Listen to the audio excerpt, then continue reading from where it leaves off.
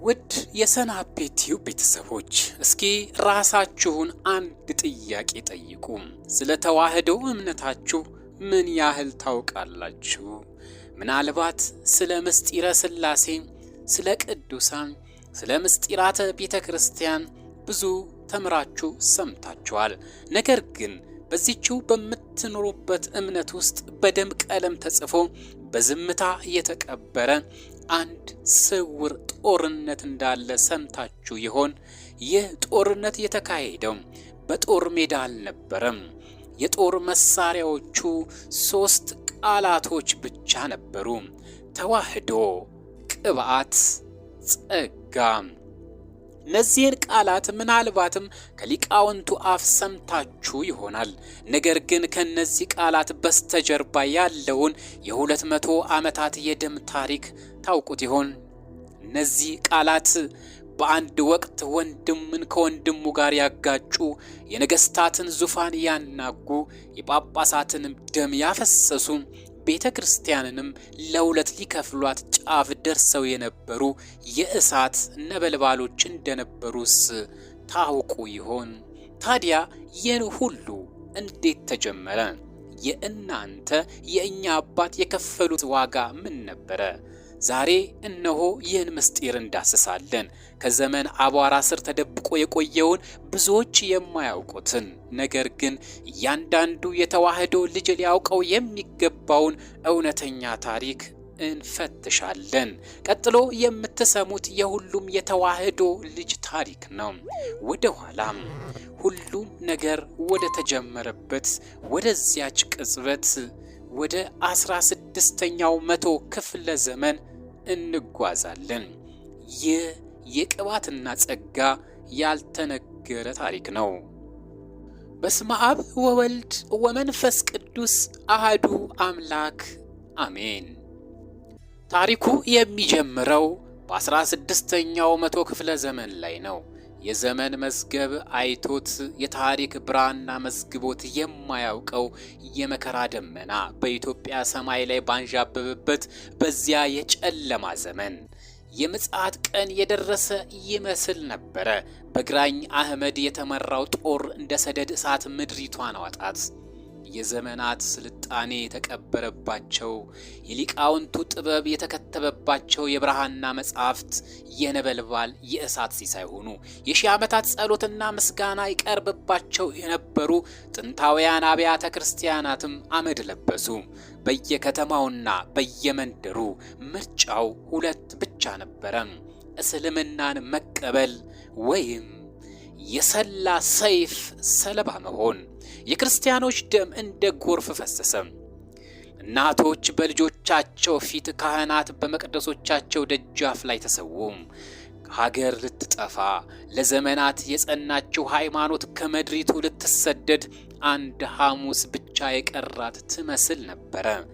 በዚህ የጭንቅ ሰዓት፣ በዚህ ተስፋ በተሟጠጠበት የሞት ጥላ ስር ንጉሠ ነገሥቱ አጼ ልንምለ ድንግል አንድ የመጨረሻ የነፍስ ጥሪን አሰሙ። ፊታቸውን ወደ ባህር ማዶ ወደማያውቋቸው ክርስቲያኖች ወንድሞቻቸው አዞሩ። በነፋስ ክንፍ የተላከው በባህር ማዕበል የተገፋው ይህ የይድረሱልኝ ጥሪ በሺዎች ኪሎ ሜትሮች ርቃ ወደምትገኘው ፖርቹጋል ደረሰ። ከወራት በኋላም በቀይ ባህር ዳርቻ ላይ ያልተለመዱ መርከቦች ብቅ ማለት ጀመሩ። የፖርቹጋል ወታደሮች ነበሩ። በእጃቸው የያዙት ባሩድ የሚተፋ ጠመንጃቸው ይዘው ከኢትዮጵያ ጦር ጋር ተቀላቀለ። ለዓመታት ምድሪቷን ሲያምስ የነበረው የግራኝ ጦር ተናወጠ። በመጨረሻም ወይና ደጋ በተባለ የጦር ሜዳ ላይ ኢትዮጵያና የፖርቹጋል ህብረት የድል ጮራ ፈነጠቀ። ግራኝ ተገደለ። ቤተ ክርስቲያንም ከጥፋት አፋፍ ተመለሰች። ህዝቡም እፎይ አለ። ነገር ግን የእርዳታ የራሱ ዋጋ ነበረው። በደም የተገኘው እያንዳንዱ ድል በስውር የተሸመነ የራሱ የሆነ የክፍያ ሰነድ አለው።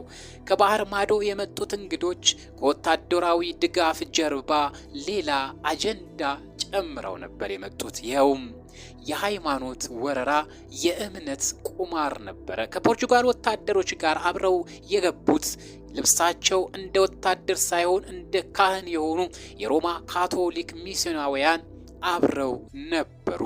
በወቅቱም በአጼ ልብነ ድንግል እግር የተተካው ብልሁና ወጣቱ ንጉሥ አጼ ገላውዲዮስ ነበረ።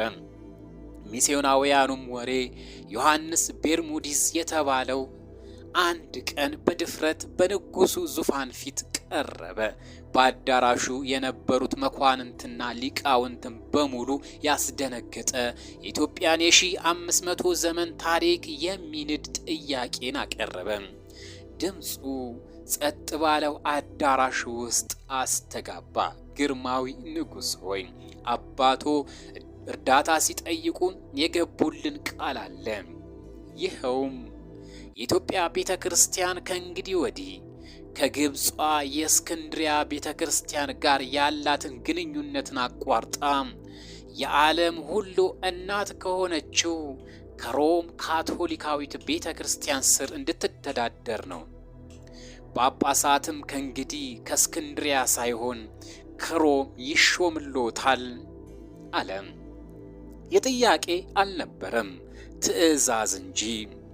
ሀገራችሁን ከጥፋት አድነናልና በምላሹም ነፍሳችሁን፣ ማንነታችሁን፣ እምነታችሁን ስጡን የሚል ድፍረት የተሞላበት ቁማር ነበረ።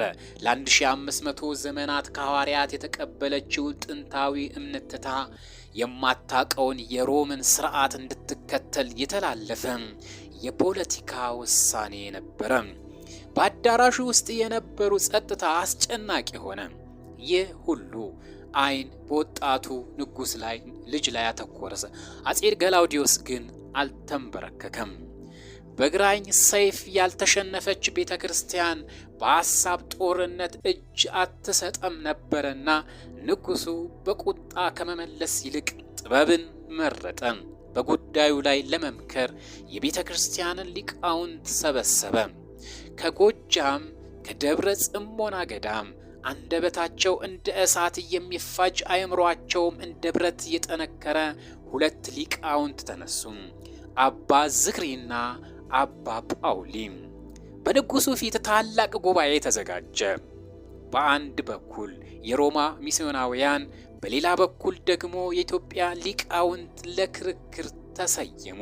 ክርክሩ የጀመረው በአንድ ማዕከላዊ ጥያቄ ነበረ። ክርስቶስ ማን ነው? ሮማውያኑ በምዕራቡ ዓለም በተዘጋጀው የፍልስፍና ክርክር የሰለጠነ አእምሯቸው ክርስቶስ 2 የተለያየ ባህሪያት አሉት፣ ፍጹም አምላክ እና ፍጹም ሰው። እነዚህ ባህሪያት ተቀላቅለው አንድ አልሆኑም በማለት ተከራከሩ። የኢትዮጵያ ሊቃውንት ግን ጸጥ ብለው አዳመጡ። እነሆ ተራቸው ሲደርስ አባ ዝክሪ አንደበታቸውን ከፈቱ። በድምጻቸው ውስጥም የዘመናት ጥበብ ነበረ። እኛ ምናምነው በተዋህዶ ነው አሉ። ተዋህዶ ማለት አንድ መሆን ማለት ነው። መለኮት ከስጋ ጋር ሲዋሃድ እንደ ውሃና ወይን ሳይቀላቀል፣ እንደ እሳትና ጧፍ ሳይጠፋፋ ፍጹም በሆነ አንድነት አንድ አካል አንድ ባህሪ ሆነ።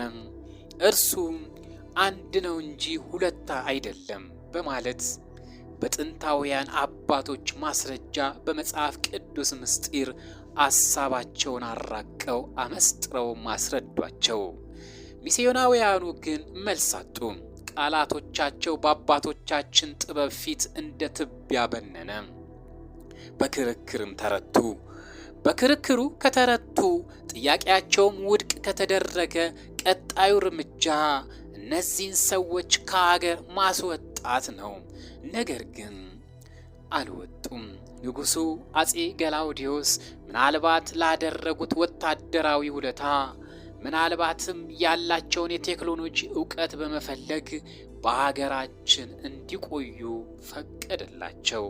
በወቅቱ ይህ ትንሽ የምህረት ድርጊት መስሎ የታየው ውሳኔ ለሚቀጥሉ 100 ዓመታት ለሚፈሰው ደም ለሚነሳውም የእርስ በርስ ጦርነት ቤተክርስቲያንን ለሁለት ሊከፍል ለተቃረበው ታላቅ መከራ መነሻው እንደሚሆን በዛች ቅጽበት ማን ገመተ? የተሸነፉት እንግዶች እንዲቆዩ መፈቀዱ በኢትዮጵያ ልብ ውስጥ የተተከለ የመርዝ ዘር ነበረ። ይህ ዘር በዝምታ በስውር ለዓመታት ቆይቶ ከ100 ዓመት በኋላ አቆጥቁጦም ሀገርን የሚያጠፋ መርዛማ ፍሬ እንደሚያፈራ በወቅቱ የተገነዘበ አልነበረም። በጉባኤ የተረቱት ሚስዮናውያን በአጼ ገላውዲዮስ ፊት ራሳቸውን ዝቅ አድርገው ሽንፈታቸውን የተቀበሉት መሰሉ። በሀገሪቱ እንዲቆዩ ሲፈቀድላቸው በምስጋና የተሞሉ መስለው ታዩ። ነገር ግን ከትህትናቸው ጀርባ አንድ እንደ እባብ የተጠመጠመ ስውር ዓላማ ነበራቸው። ጦርነቱ በክርክር ጉባኤ እንዳልተቋጨ ተረድተዋል። እውነተኛው ጦርነት የሚካሄደው በሕዝቡ ልብ ውስጥ እንደሆነ ገብቷቸው ነበረ። ስለዚህ እንደ ሰላይ ተልእኮአቸውን ጀመሩ። ኢትዮጵያውያንን ነፍስ ለመረዳት የሀገሪቱን የደም ስር ለማወቅ ወሰኑ። ግዕዝን እንደ እናት ቋንቋቸው አድርገውም ተማሩት። ጥንታውያን የብራና መጻሕፍትን አገላበጡ። የኢትዮጵያውያንን ባህልና ወግ እንደ ራሳቸው አድርገው አጠኑ። በየገበያው ከሕዝቡ ጋር ተቀላቀሉ። በየገዳማቱም ከሊቃውንቱ ጋር ተወያዩ። በውጫዊ ገጽታቸው ኢትዮጵያውያን ይመስሉ ነበረ። ውስጣቸው ግን እንደ ተኩላ የበግ ለምድ ለብሰው ትክክለኛውን ሰዓት ይጠባበቃሉ። ዓላማቸው አንድ ለአንድ ነው። የተዋህዶ እምነትን ከስሩ መንግሎ የካቶሊክን ዘር መትከል። ለዓመታት የዘለለው ይህ ዝምታ ትግል ፍሬያማ የሚሆንበት ሰዓት ደረሰ።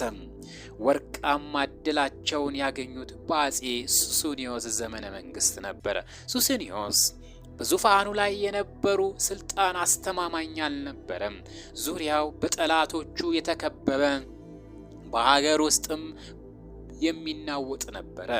በዚህ የጭንቅ ሰዓት ነበረ ጴጥሮስ ፓየዝ የተባለው ሚስዮናውያን ወደ ንጉሱ ልብ የተጠጋው።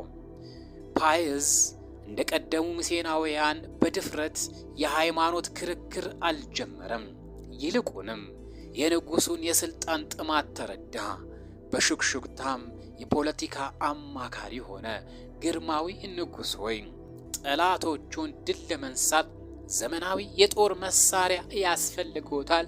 ይህንን ሊያቀርብ የሚችለው ደግሞ ኃያሉ የፖርቹጋል መንግስት ነው። እነርሱ ደግሞ የሚፈልጉት አንድ ነገር ብቻ ነው። እርስዎ የሮምን እውነተኛ እምነት መቀበል ብቻ በማለት በንጉሱ ልብ ውስጥ የመርዝ ዘሩን ዘራ። ለስልጣኑ ሲል አጼ ሱስንዮስም ተንበረከከን። የአባቶቹን ሃይማኖት የሺህ ዓመታት ርስት የሆነችውን ተዋህዶን ለመካድ ወሰነ። ከነ ቤተሰቡም ከነ መኳንንቱም በጴጥሮስ ፓየዝ እጅ በካቶሊካዊ ስርዓት ንጉሱ ተጠመቀ። ይህ የግሉ ውሳኔ አልነበረም። ይህ የአንድ ንጉስ እምነት መቀየር ብቻም አይደለም። ይህ የኢትዮጵያን ነፍስ አሳልፎ የመስጠት ያህል ነበረ። የካቲት 11 1626 ዓመተ ምህረት በኢትዮጵያ ሰማይ ላይ ጥቁር ደመና አንዣበበ። አጼ ሱስንዮስ የካቶሊክ እምነት የኢትዮጵያ ብሔራዊ ሃይማኖት እንዲሆን አዋጅ አወጀም። አዋጁ እንደ ሰይፍ የተሳለ ነበረ። ከአዋጁ ጋር የወጡት ትእዛዛት የሕዝቡን ልብ እንደ ጦር ይወጉ ነበረ። ሕዝበ ክርስቲያኑ በሙሉ ከአሁን በኋላ በተዋህዶ ስርዓት የተቀበለውን ጥምቀት ዋጋ የለውምና እንደገና በሮማ ካቶሊክ ስርዓት ይጠመቅ፣ ካህናቱና ዲያቆናቱ የቀደመው ሹመታቸው ተሽሯልና እንደገና በካቶሊክ ጳጳሳት እጅ ይሾሙ፣ ለዘመናት የጾማችኋቸው የሮብና የአርብ ጾም ከእንግዲህ የሉም፣ ቅዳሜን ግን ትጾማላችሁ፣ አብያተ ክርስቲያናት ውስጥ ያሉ ጥንታዊ ስዕላት ይወገዱ፣ በእነርሱ ፋንታ በሮማውያን ሥርዓት የተቀረጹ ምስሎች ይተከሉ። ይህንን ያልተቀበለ ሁሉ ንብረቱ እንደሚወረስ፣ ከሀገር እንደሚባረር፣ አልፎ ተርፎም በሞት እንደሚቀጣ ታወጀ። የተዋህዶ ልጆች ግን እምነታቸውን አላስደፈሩም። የንጉሡን አዋጅም እንደ ሰይጣን ፈተና ቆጠሩት። በወቅቱ በሀገሪቱ የነበሩት ብቸኛ የተዋህዶ ጳጳስ ግብፃዊው አቡነ ስምዖን እንዳንበሳ ተነሱ። ንጉሡ የአባቶቻችንና ርዕስ ለውጧል፣ እርሱን የሚከተል ሁሉ እንደ አርዮስ የተወገዘ ይሁን በማለት የውግዘትን ቃላቸውን አስተላለፉ። ይህ የሃይማኖት ጦርነት ጥሪ ነበረ። በጎጃም፣ በላስታ፣ በቤጌ ምድር፣ በሸዋ ሕዝቡ ለሃይማኖቱ ሲል ከንጉሡ ጦር ጋር ለመዋጋት ተነሳ። ለ7 ዓመታት የዘለቀ መራራ የእርስ በርስ ጦርነትም ተጀመረ። ወንድም በወንድሙ ላይ ሰይፍን መዘዘ። አባት በልጁ ላይ ተነሳ። የኢትዮጵያ ምድር በልጆቿ ደም ረሰረሰች። አቡነ ስምዖን በጦርነቱ መካከል ለሃይማኖታቸው ሲሉ ሰማዕትነትን ተቀበሉ። ነገር ግን የሰማዕትነት ዜና የሕዝቡ ቁጣ እንደ እሳት አቀጣጠለው እንጂ አላዳከመውም። ስፍር ቁጥር የሌላቸውን ምዕመናን ሰማዕትነት እንዳያልፈን እያሉ ወደ ንጉሡ ጦር እየሄዱ ደረታቸውን ለጦር ሰጡ። በመጨረሻም በፈሰሰው የንጹሐን ደም የሱስንዮስ ዙፋን ተናወጠ። ንጉሡ በጠና ታመመ፣ አንደበቱም ተዘጋ። በሞት አፋፍ ላይ ሆኖ ያደረገውን ጥፋትን ተረዳ። በጸጸት ተሞልቶ ልጁ ፋሲለደስን አስጠራው። በደከመ ድምፅ የመጨረሻውን ትእዛዝ አስተላለፈ። የእስክንድሪያ ሃይማኖት ትመለስ፣ የሮም ሃይማኖት ትርከስ፣ ፋሲል ይንገስ ብለህ አዋጅ አውጅ አለው። አዋጁ ሲነገር በሀገሪቱ ታላቅ ደስታ ሆነ። በየዋሻውና በየበረሃው የነበሩ መነኮሳትና ካህናትም ወደየቦታቸው ተመለሱ። የቤተ ክርስቲያን የደስታ ደውሎችም ተደወሉ። አጼ ፋሲለደስም ዙፋኑን ሲይዝ የመጀመሪያው ሥራው ካቶሊኮችን ከሀገር ማባረር ሆነ። አጼ ፋሲል ካቶሊኮችን ከሀገር ሲያባርር የኢትዮጵያ ከዘመናት መከራ ያረፈች መሰለው። የውጭ ጠላት ተሸኝቷልና ሰላም የሰፈነ አንድነት የተመለሰ መሰለ። ነገር ግን በግልጽ የታየው ጦርነት ሲያበቃ ከትዕይንቱ በስተጀርባ የተሸመቀው ስውር ጦርነት ገና ሊጀምር ነው። ከሀገር የተባረረው የመጨረሻው ካቶሊካዊው ፓትርያርክ ተንኮለኛ አልፎንዞ ሜንዴዝ ሽንፈት ተከናንቦ ከኢትዮጵያ ምድር ሲወጣ ከንፈሩ ላይ መራራ የስላቅ ፈገግታ ነበረ ይባላል። በልቡም እንዲህ አለ፣ በጉልበት ያልቻልኩትን በሐሳብ እፈጽመዋለሁ። ኢትዮጵያ ውስጥ መቼም ቢሆን የማይነቀሉ 2 ሺዎችን ተክዬባት እሄዳለሁ አለ ሰውየው። እስኪ እንጠይቅ፣ እነዚህ እሾዎች እነማን ናቸው? ሜንዴዝ በግልጽ ክርክር የተረታበትን የካቶሊክ 2 ባህሪ ትምህርት በቀላሉ አልተወውም። በኢትዮጵያ አፈር ላይ በኢትዮጵያ ባህልና ቋንቋ ላይ ተጠቅልሎ እንደገና እንዲያቆጠቁጥ አዲስ ስልት ነደፈ። ከሀገር ከመውጣቱ በፊት በድብቅ የሰለጠናቸው 2 ኢትዮጵያውያን ተከታዮቹን አስጠራቸው። አንዱን ከጎጃም ሌላኛው ከሸዋ የመጡ ነበረ። ለእነዚህ 2 ሰዎች የ2 ባህሪን ትምህርት በተለያየ መንገድ ለኢትዮጵያውያን ጆሮ በሚስማማ አዲስ ልብስ አልብሶ አስተማራቸው። ለጎጃሙ ተከታዩ እንዲህ አለው፣ እናንተ ኢትዮጵያውያን የምትሉት ተዋህዶ ትክክል አይደለም። አሁን ቃል ሥጋ ሆኗል። ነገር ግን የባህሪ አምላክነቱን ያገኘው ክብሩንም የተጎናጸፈው በመንፈስ ቅዱስ ቅባት ነው። ስለዚህ በቅባት የባህሪ ልጅ ሆነ በል አለው። የሸዋው ተከታዩ ደግሞ እንዲህ ሲል አስተማረው። የእናንተ ሊቃውንት ቃል የባህሪ አምላክ ነው ይላል። ነገር ግን ሥጋን ሲለብስ የአምላክነት የተገለጠው በጸጋ ነው። ስለዚህ በጸጋ የአምላክ ልጅ ሆነ በል ሲል መከረው። እነዚህ ነበሩ ሁለት እሾሆች፣ ቅባትና ጸጋም። በንባብ የተለያዩ በምስጢር አንድ የሆኑ የካቶሊክን ሁለት ባህሪ ትምህርት በኢትዮጵያዊ ቃላት ያሸበረቁ ሁለት የመርዝ ፍሬዎች። ሜንዴስ ከሄደ በኋላ እነዚህ ሁለት ተከታዮች ወደ የአካባቢዎቻቸው ተመለሱ። በጸጥታ በስውር አዲሱን ትምህርታቸውን ማሰራጨት ጀመሩ። የካቶሊክ አስተምህሮ ልክ እንደ ቫይረስ መልኩን ቀይሮ በሀገሪቱ ሊቃውንት መካከል መስፋፋት ጀመረ። መጀመሪያ ላይ እንደ ቀላል የሐሳብ ልዩነት ነበር የታየው። ነገር ግን ቀስ በቀስ እንደ ሰደድ እሳት ተስፋፋ። ክርክሩም አሁን በኢትዮጵያውያንና በውጭ ዜጎች መካከል አይደለም። ጦርነቱ በራሳችን ሰዎች በተዋህዶ ልጆች መካከል ሆነ። ክርስቶስ በቅባት ነው የከበረው ይላል የጎጃሙ ሊቅ። የለም በጸጋ ነው ያገኘው ይላል የሸዋና የጎንደር ሊቃውንት። ሁለታችሁም ተሳስታችኋል። እርሱ በተዋህዶ የባህሪ አምላክ ነው፣ ክብሩን ከማንም አላገኘም በማለት የጥንቱን እምነት የያዙ የተዋህዶ ሊቃውንት ደግሞ ይመልሳሉ። ቤተ ክርስቲያን በሦስት ጎራ ተከፈለች። ጉባኤዎች በጩኸትና በክርክር ይታወኩ ጀመረ። ሊቃውንት እርስ በርሳቸው መወጋገዝን ስራዬ ብለው ያዙት። ይህ የሃይማኖት ክፍፍል ብዙም ሳይቆይ የቤተ መንግስቱን ፖለቲካም ተቀላቀለ። ነገስታትና መኳንንት የራሳቸውን የስልጣን ፍላጎት ለማሳካት እንደየሁኔታው አንዱን ወገን ይደግፉ ጀመረ። በአጼ ዮሐንስ ቀዳማዊ ዘመን ንጉሱ ለቅባት ወገንተኝነቱን በማሳየት ጉባኤውን በተነ።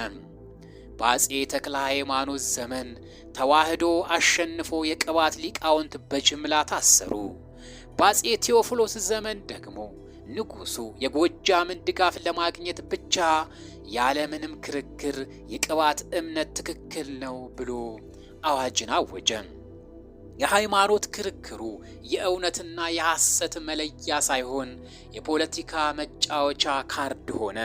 የዚህ ጦርነት አስከፊ ምዕራፍ የተከፈተው ግን በአጼ ዳዊት ዘመነ መንግስት ነበር። ንጉሱ እና ቢትወደዳቸው የቅባት ደጋፊዎች ነበሩ። በወቅቱ የነበሩት ጳጳስ አቡነ ክርስቶዶሮ ከባለስልጣናቱና ከወቅቱ ፖለቲከኞች ጋር በመወደጃጀትን የመረጡ ነበሩ። በንጉሱ ፊት ሃይማኖቶ ምንድነው ተብለው ሲጠየቁ ተዋህዶ ብለው በድፍረት ከመመለስ ይልቅ ንጉሱን ለማስደሰት ሲሉ ሃይማኖቴ እንደ ቀደሙ አባቶቼ ነው ብለው አሻሚ መልስ ሰጡ። የቅባት ተከታዮችም ይህንን ቃል እንደ ትልቅ ድል ቆጠሩት።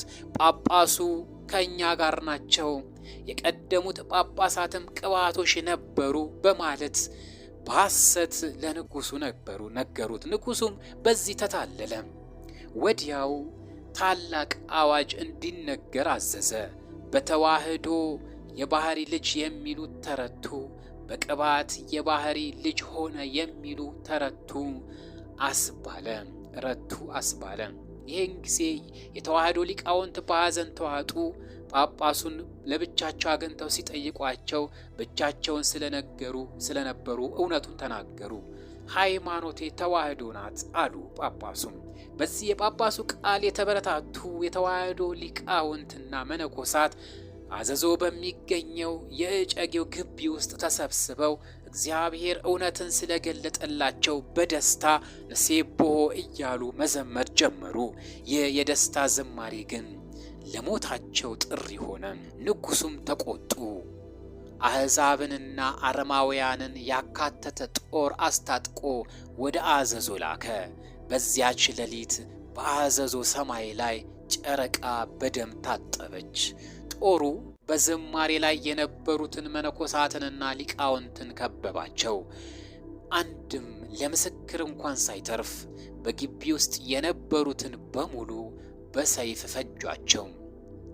እጨጌ ተክለ ሃይማኖትን እግራቸውን ከከብት ጭራ ጋር አስረው ራቁታቸውን በጎንደር ጎዳናዎች ላይ እየጎተቱ ገደሏቸው። ቤተ ክርስቲያን በገዛ ልጆቿ ደም ታጠበች። በአንድ ቃል ልዩነት የተነሳ በአንድ ስነ መለኮታዊ ክርክር ምክንያት ወንድም የወንድሙን ደም አፈሰሰ። የአልፎንሶ ሜንዴዝ ሁለቱ እሾሆች ኢትዮጵያን ክፉኛ እየወጓት ነበረ። የአዘዞ ጭፍጨፋ በኢትዮጵያ ቤተ ክርስቲያን ታሪክ ውስጥ ጥቁር ጠባሳን ጥሎ አልረፈ። የሃይማኖት ክርክር ከእንግዲህ የሐሳብ ፍጭት መሆኑ ቀርቶ የሰይፍና የደም መድረክ ሆነ። ሀገር በዘመነ መሳፍንት ትርምስ ውስጥ ገባች። የጎጃም ገዢ የራሱን፣ የሸዋውም የራሱን፣ የጎንደሩም የራሱን እያለ አንዲቱ ቤተ ክርስቲያን በየአካባቢው እንደ ፖለቲካው ፍላጎት የምትለዋወጥ መሰለች። አልፎንሶ ሜንዴዝ ሁለቱ እሾሆች ከስጋዋ አልፈው የሀገሪቷን ነፍስ ይወጉ ጀመረ። የተከፋፈለች ቤተ ክርስቲያን የተከፋፈለች ሀገርን ወለደች። ወንድም በወንድሙ ላይ ያለው እምነት ተሸርሽሮ የጋራ ማንነት ጥያቄ ውስጥ ገባ። ለዘመናት የዘለቀውን የክፍፍልና ደም መፋሰስ የነፍስ ቁስል ፍጻሜ ማግኘት ነበረበት። አንድ ሰው፣ አንድ መሪ ይህንን የ200 ዓመታት የምንፍቅና ደውል ለመፈወስ መነሳት ነበረበት። ያም ሰው ከሰሜን የተነሳው አጼ ዮሐንስ አራተኛው ነበረ። አጼ ዮሐንስ በዙፋኑ ላይ ሲቀመጥ የተረከበው የተበታተነች ሀገር ነበረ። የውጭ ጠላቶች በየድንበሩ ያንዣብባሉ። በውስጥ ደግሞ የዘመነ መሳፍንት ጦረኞች ስልጣናቸውን በቀላሉ አሳልፈው የሚሰጡ አልነበሩም። ንጉሱ በጥልቅ ሃይማኖታዊነቱና በፖለቲካዊ ብስለትነቱ አንድ መሰረታዊ እምነትን ተገንዝቦ ነበረ። የሀገር አንድነት ያለ ሃይማኖት አንድነት ሊረጋገጥ አይችልም።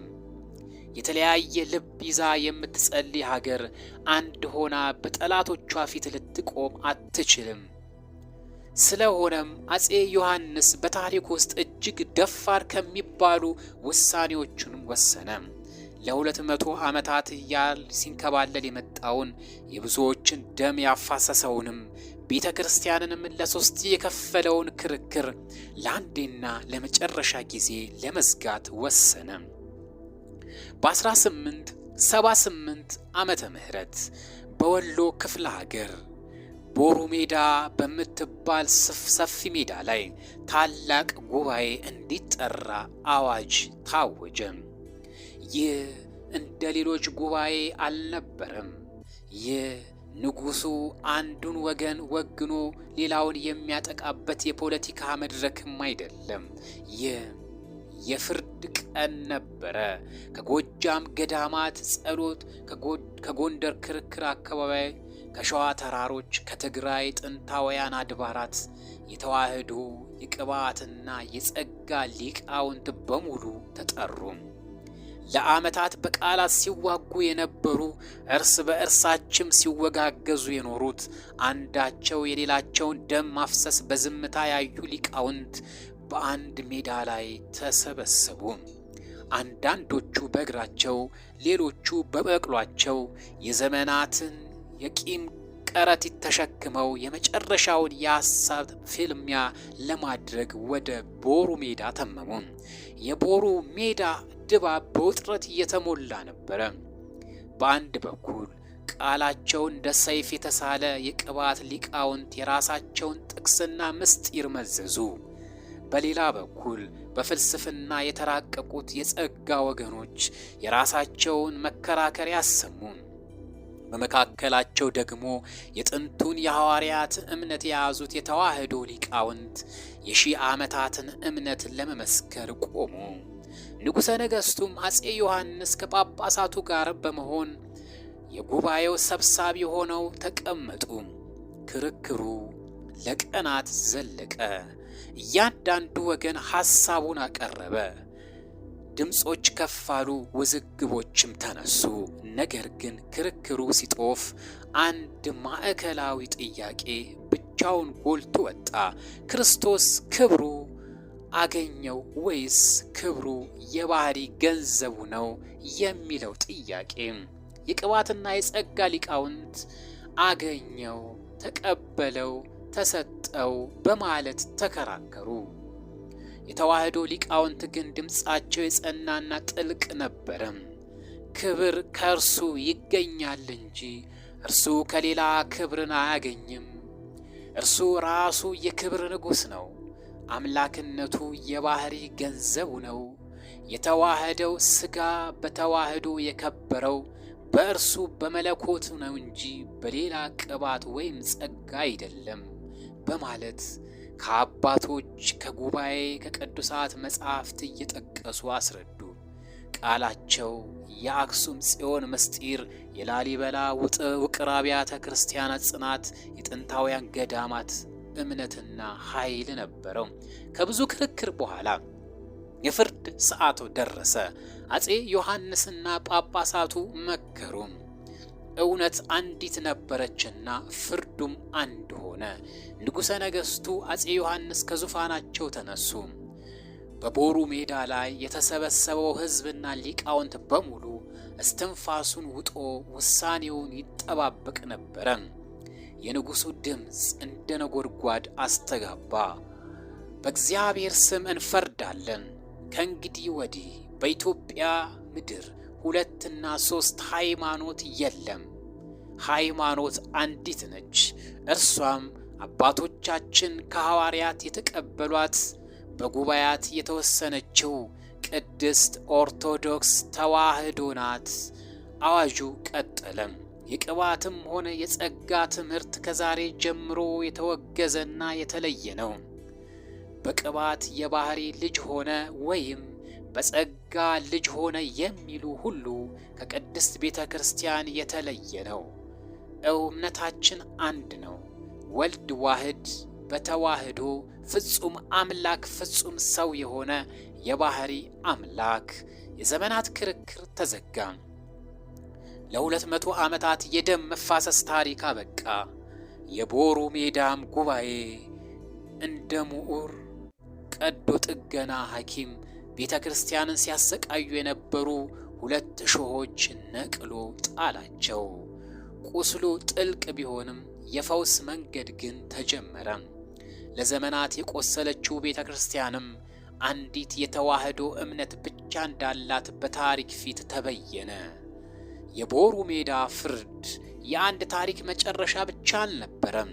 እርሱ ለአዲስ ምዕራፍ የተጻፈ መቅድም ነበር እንጂ ለዘመናት በራሷ ልጆች ስትታመስ የነበረችው ቤተ ክርስቲያን ከ200 ዓመታት ስቃይ በኋላ እንደገና የአንድነት እስትንፋሷን የተነፈሰችበትም ቀን ሆነ።